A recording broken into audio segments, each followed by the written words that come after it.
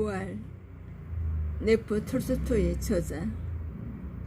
사랑의 헌신을 통하여 체험하는 부활의 세계. 부활을 쓴 네프 니콜라이 에비치 톨스토이는 1828년 9월 9일 러시아에서 니콜라이 톨스토이 백작가 불콘스키 백작 가문의 어머니 마리아 불콘스카야사에서 넷째 아들로 태어났다. 그런 어린 시절에 부모님을 여였지만 자신이 태어났던 야서 나야 플라나를 사랑하여 이 마을의 석조로 되어 있는 저택에서 아내 소피아 안드레 예보나와 함께 평생을 살았다. 그는 여기에서 문학작품을 쓰고 러시아 민중들을 교화하며 살았다. 톨스토이 전기, 이강은 옮김, 쓴 러시아 작가 빅토로 시클롭스키는 톨스토이 속에는 세상적 향락이 되는 호신과 청교도적인 삶을 향한 갈망에 함께 살고 있었다고 썼다.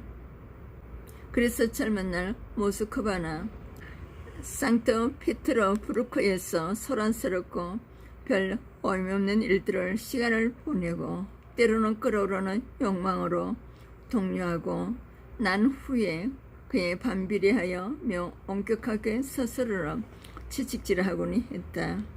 그는 벤자민 프랑클린의 자기관리법으로 자신을 다스리려고 했다. 공을 들여 규칙표로 작성하고 철저하게 자신의 행동을 관찰했다.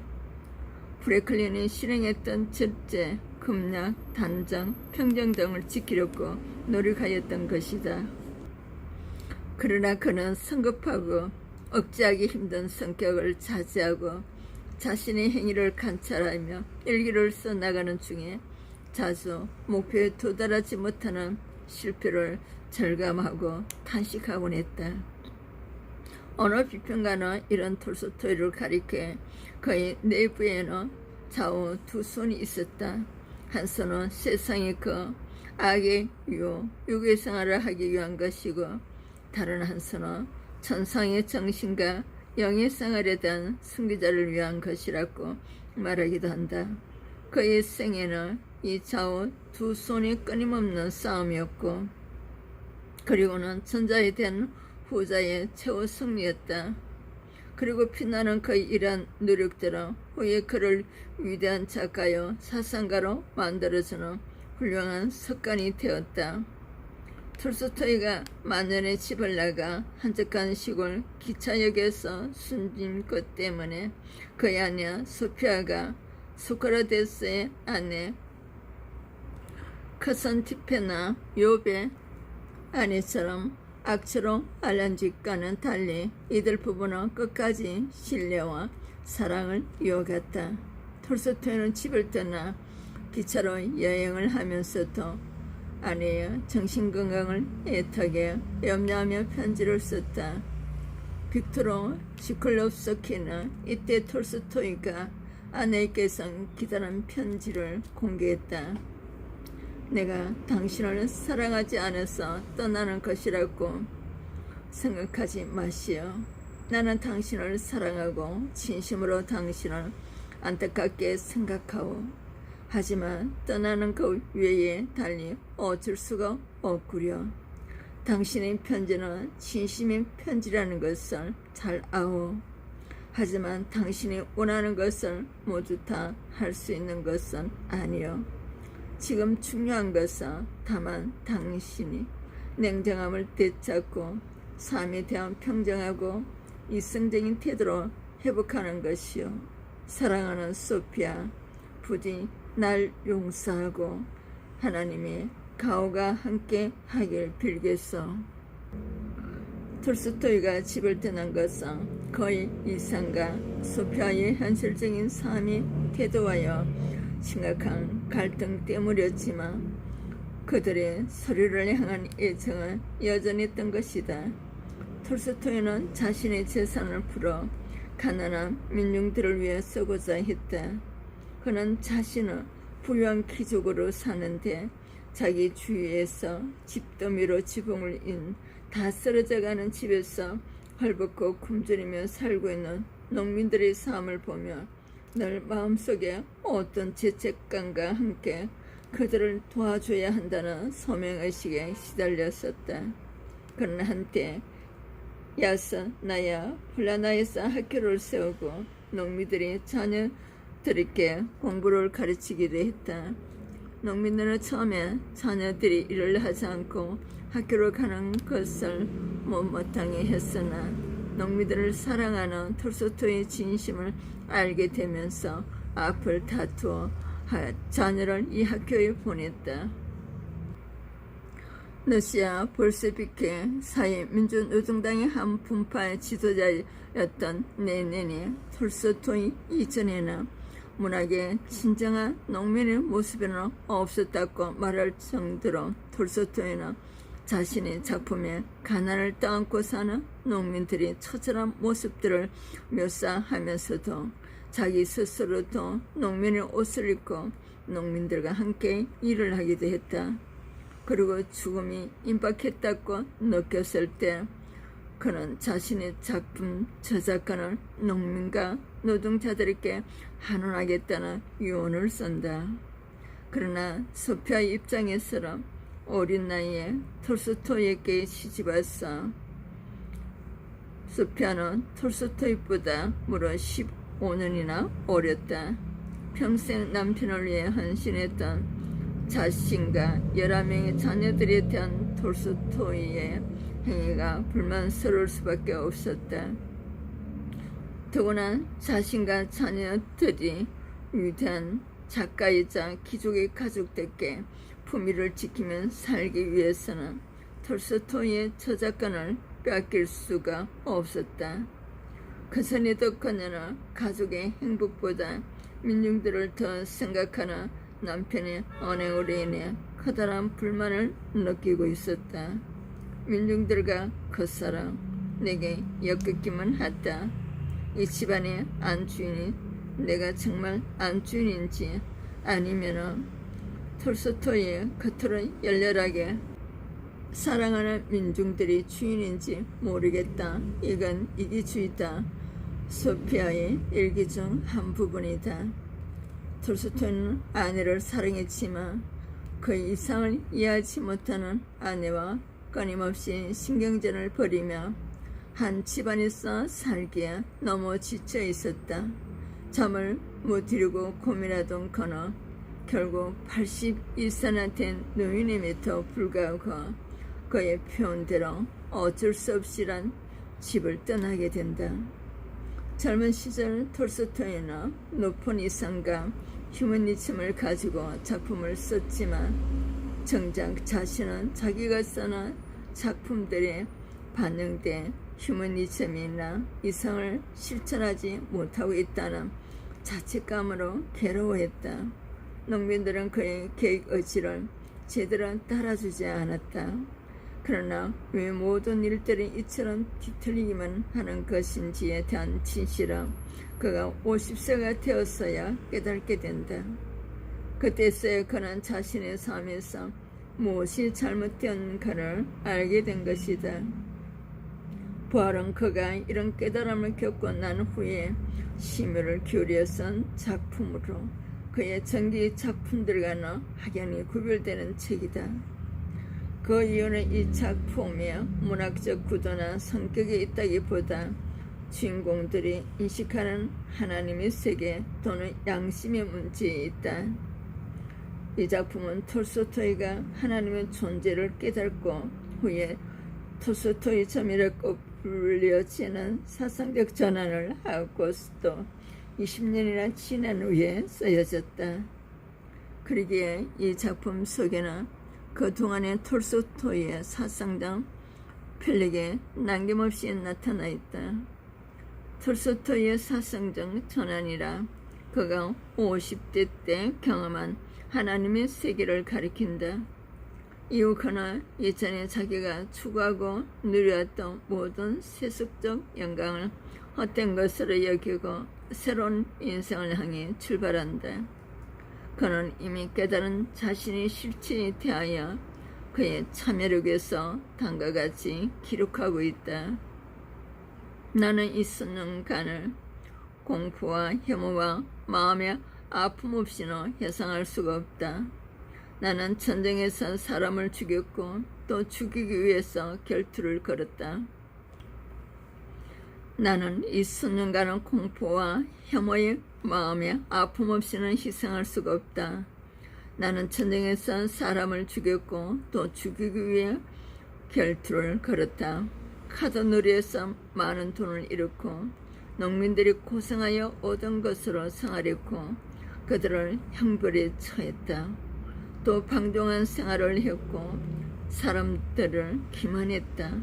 거짓말, 강탈, 방탕, 간통, 엄주병, 자존심에 격려, 살인, 내가 범하지 않은 범죄는 한 가지도 없다.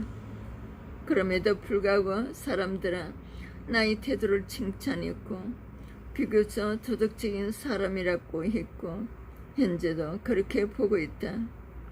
톨스토이는 계속해서 하나님을 아는 신앙을 알기 전까지 자기의 작품들은 모두 쓰레기 같은 것이었다고 고백한다.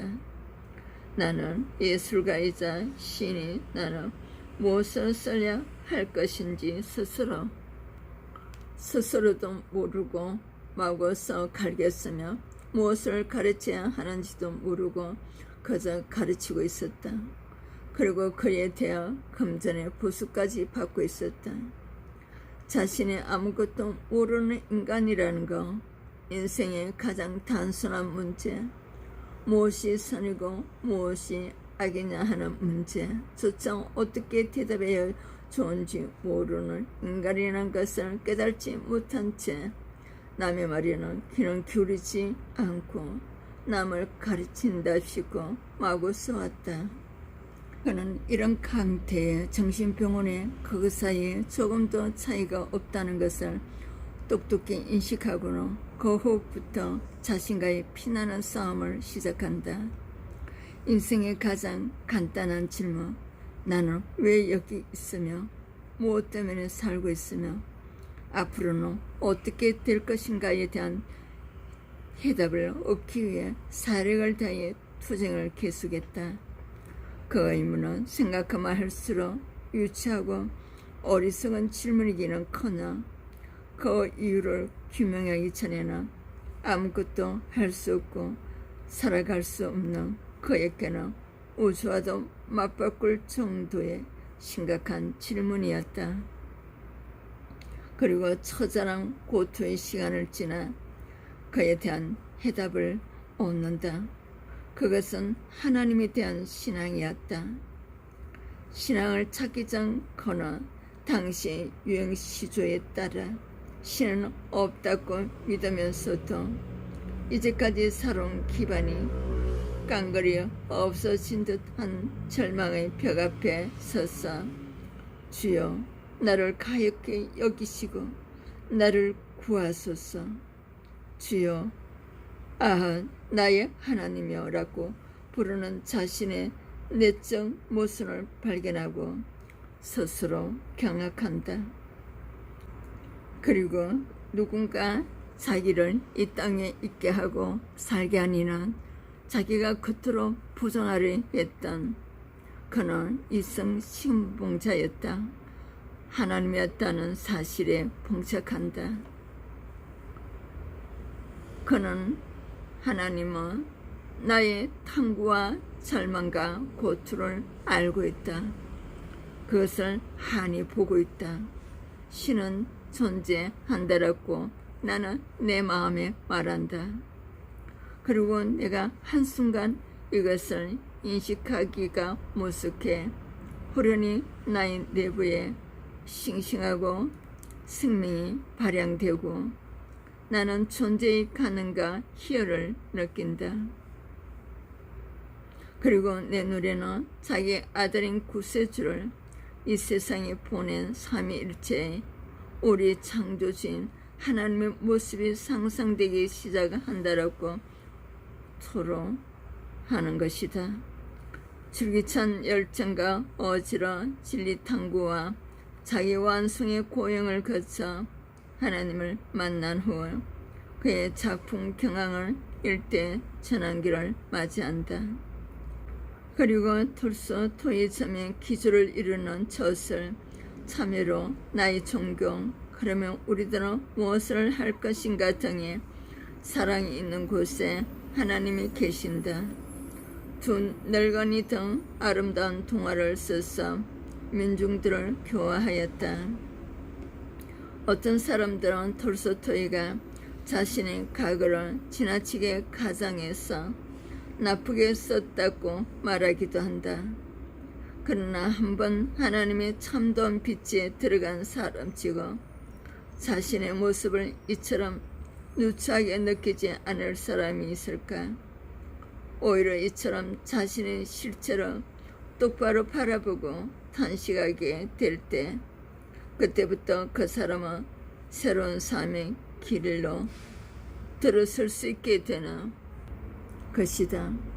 혹 톨스토이의 고백이 비록 가장되었다 하더라도 그의 내부에서 끊임없이 소용돌이치던 악의 세계를 그처럼 명료한 의식을 갖고 있던 사람이 뚜렷이 인식하지 못했을 리가 없었을 것이다.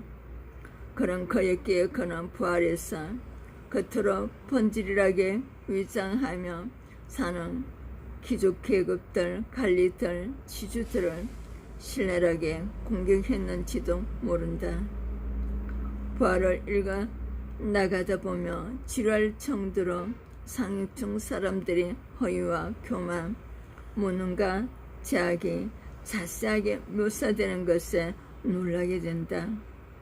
이 모든 것은 어쩌면 귀족이며 지주였던 톨스토이의 자신에게 가하는 아픈 채찍이었는지도 모른다. 그는 그처럼 과거의 모든 사람을 철저히 부정하고 싶었다.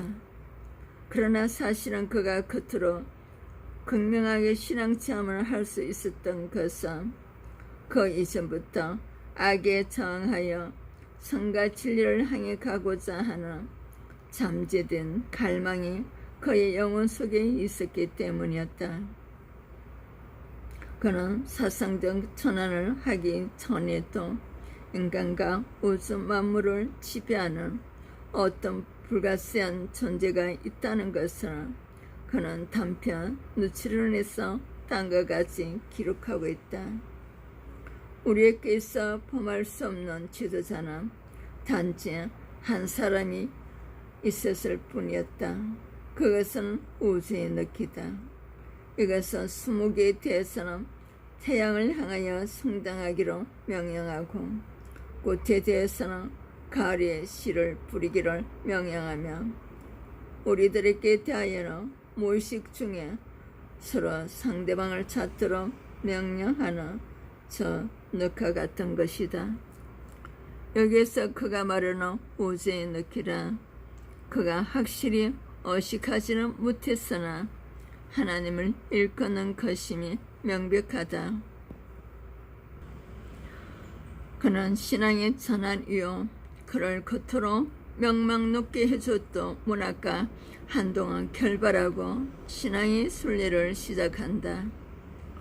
또한 그는 지금까지의 삶을 부정하는 의미에서 귀족 세계를 멀리하고 단순하고 가난한 민중, 순례자, 불파 교도들과 사귀면서 그들의 근익을 위해 일하기 시작한다. 이때의 톨스토이의 모습은 그를 아끼던 많은 문학가들에게 큰 충격이었다. 그와 동시대 작가인 이반 투르게네프는 이때의 톨스토이를 가리켜 용서하기 어려운 죄를 저지르고 있다고 말하면서 다음과 같이 분노했다. 그는 집필을 그만두었습니다. 현대문학에서 그와 어깨를 펼 만한 작가는 없었습니다. 그렇지만 그는 급작스럽게 다른 분야로 전락하고 말았습니다. 그는 그의 모든 나라의 말로 쓴 성서와 복음서에 둘러싸여 이해할 수 없는 윤리학서와 사이비 해설본을 트렁크에 가득 채워갖고 있습니다.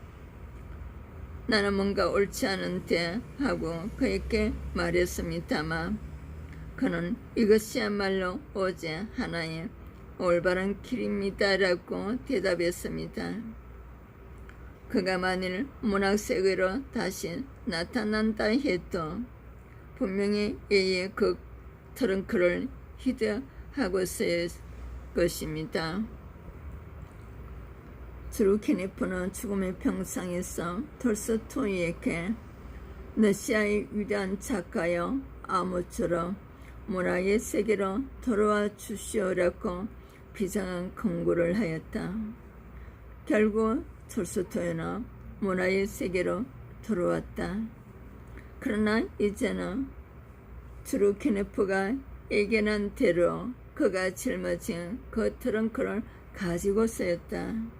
부활은 곳곳에 의해 그 트렁크에 편린히 박혀있는 작품이다. 이 작품의 주인공들은 한축은 카투사라는 초면으로 태어나 장녀로 전락한 여성이었고 한축은 네올리토프라는 귀족으로 태어났으나 그 또한 세속적 허위로 인해 타락했다고 밖에 볼 수 없는 청년이었다. 그들은 모두 한때 참으로 순결하고 인생에 대한 아름다운 이상과 정열을 가슴에 품고 있던 순진무구한 젊은이들이었다. 그러나 네올리토프는 귀족의 자제들로 이루어진 군대에 들어가 허영과 기만적인 생활에 물들어 어느 사인가 타락하고 만다. 쾌락과 본능에 따라 살기 시작한 그는 어느 부활절날 카투사를 만나게 됐자 그녀를 유혹하여 몸을 더럽힌다. 다음날 그는 그녀에게 일병 누부를 던져주고는 그녀를 떠나버리고 말았다. 그 후 카투사는 사생활을 낳았고 사생활을 낳았다는 이유로 여기저기 직장이 쫓겨나다가 마침내 창녀로까지 전락하고 만다. 네올리토프는 카투사가 이러한 타락의 길을 걷고 있다는 얘기를 듣기는 했으나 가책은 잠시 고팡탕하고 화려한 삶에 빠져 그녀를 잊어버리고 말았다.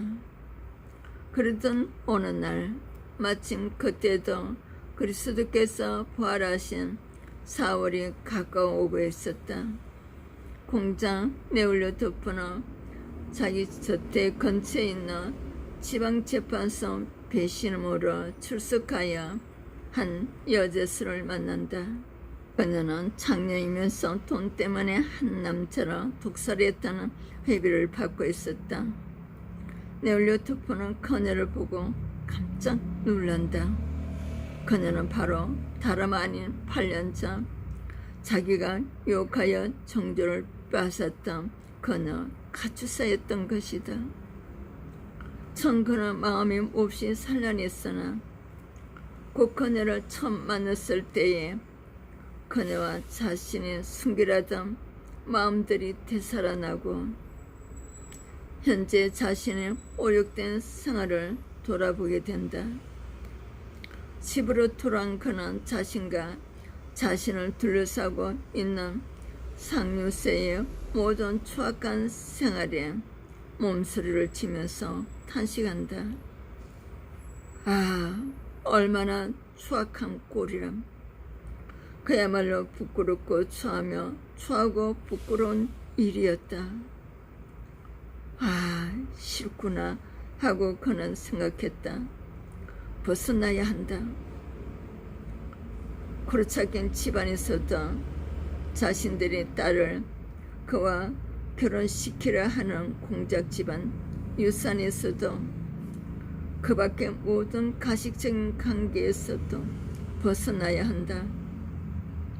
그러자 갑자기 이상스럽게도 그의 마음속에 사팔기가 있는 까만 눈을 한 여자의 모습이 생생하게 눈앞에 떠올랐다.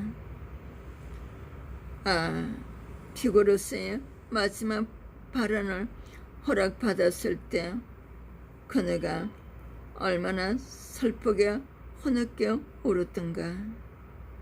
이처럼 기억을 쫓아가던 그는 옛날에 자기가 그녀를 진심으로 사랑했었다는 생각을 한다.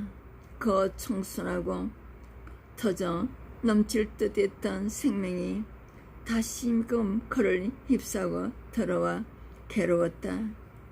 그리하여 그는 사랑했던 그녀를 버릴 수 없다고 생각한다. 그는 이렇게 하여 자기 자신도 처음 카투사를 만날 때에 숨기렸던 삶으로 다시 돌아가고 카투사도 갱생시키리라고 결심했다. 잠시 그럴 필요가 있는가 하는 생각이 떠올랐으나 그는 일긴만이 진실이고 힘을 갖는 생활이라는 것을 자각했다.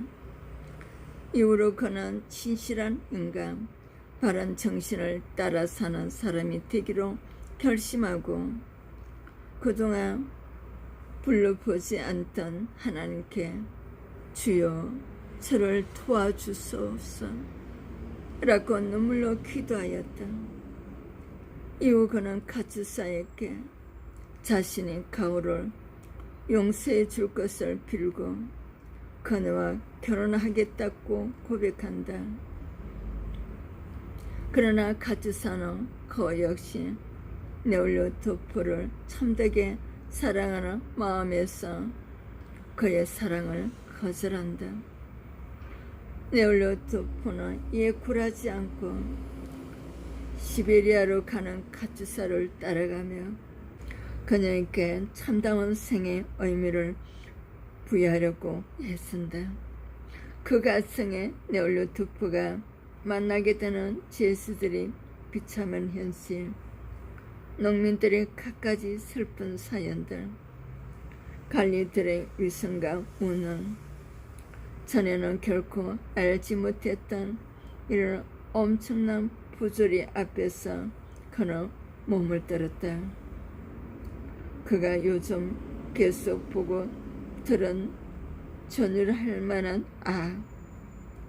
더욱이 오늘 밤 저 감옥 속에서 본 무서운 그 악은 승리가를 부르며 이 세상을 지배하고 있다. 그는 이를 어떻게 이겨내야 할지 그 가능성마저도 생각할 수 없었다. 그러자 자신이 미친 강인지 이런 악을 태연히 자행하고 있는 그들이 미친 강이지 하는 의문이 더욱 강렬하게 그를 사로잡은 것이었다. 카투사는 허비가 벗겨져 자유로운 몸이 되었으나 끝끝내 그의 사랑을 거절하고 같은 감방에 있는 시몬스를 따라갔다. 그러나 그녀는 이미 네올로토프의 헌신적인 사랑에 의해 새로운 부활에 들어가는 삶을 사는 여성이 되어 있었다.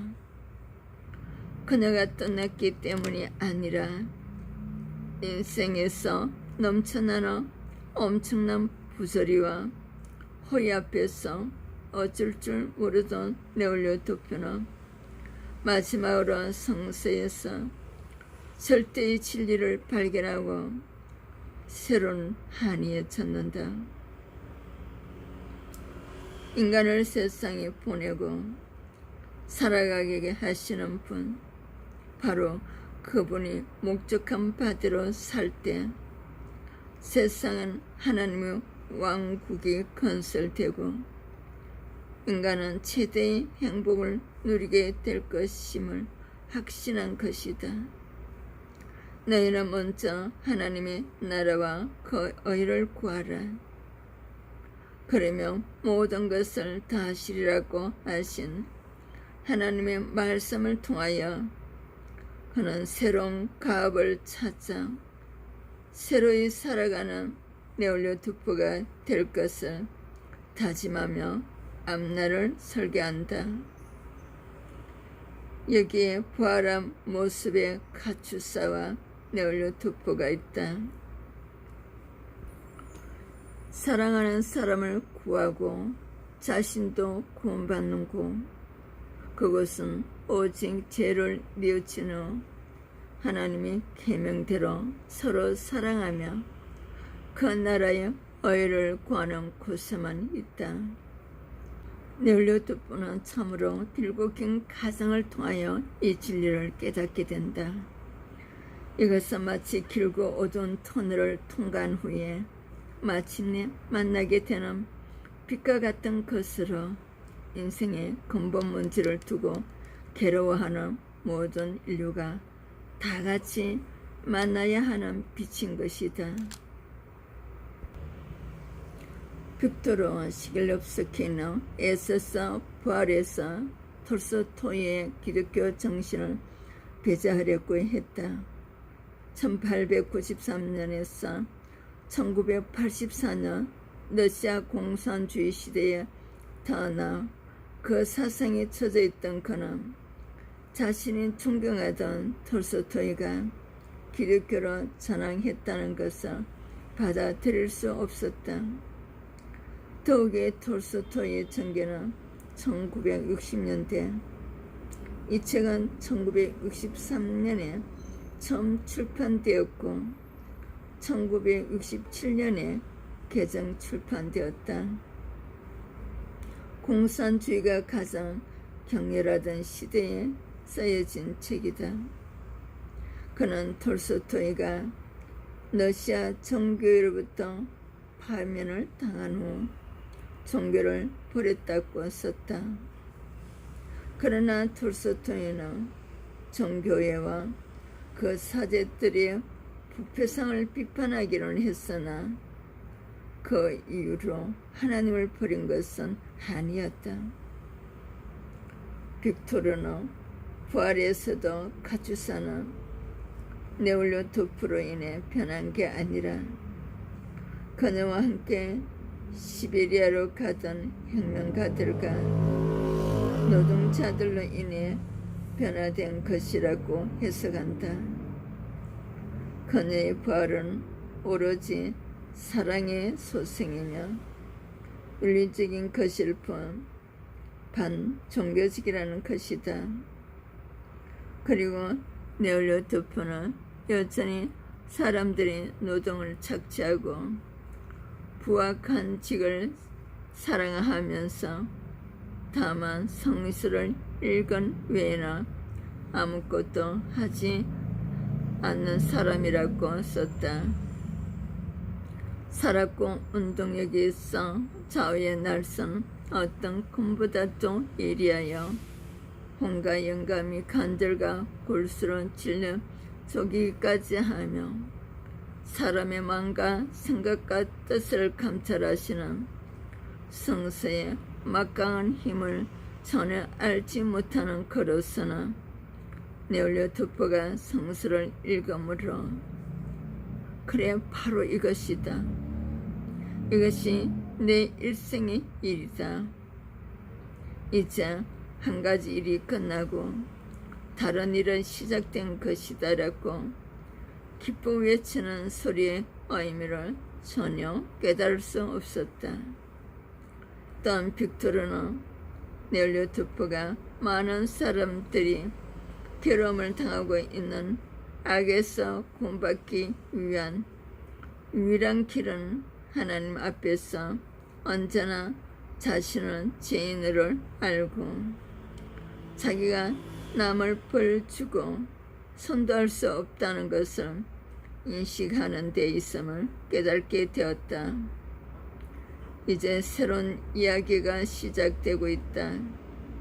그것은 점차 소생되어가는 사람의 이야기, 그가 점차 새롭게 태어나는 이야기, 한 세계에서 다른 세계로 점차 옮겨가는 이야기, 이제까지는 전혀 알지 못했던 현실을 알게 되는 이야기다라고 쓴 톨스토이의 진심이 무엇인지 도무지 이해할 수 없었다. 그는 러시아의 한 위대한 작가의 외면적인 면을 꼼꼼히 챙겼으나 진정한 그의 모습이었던 그 영혼의 폭풍 같은 변화에 대해서는 자신의 영적 무지 그 이상으로는 생각할 수가 없었던 것이다. 레포 톨스토이 부활, 내리션 차이스 목사였습니다.